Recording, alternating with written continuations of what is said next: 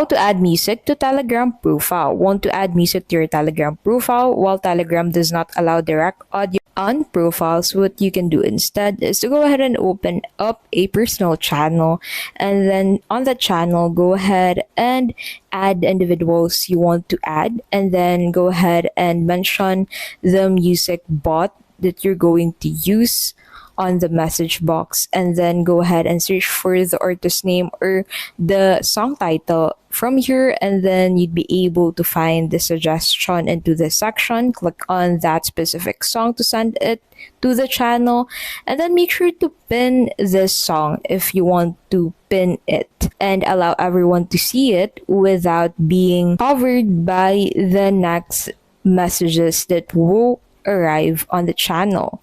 And that is how you can basically add music to Telegram profile. So you cannot add it to your profile directly, but what you can do is to create a channel where you can actually pin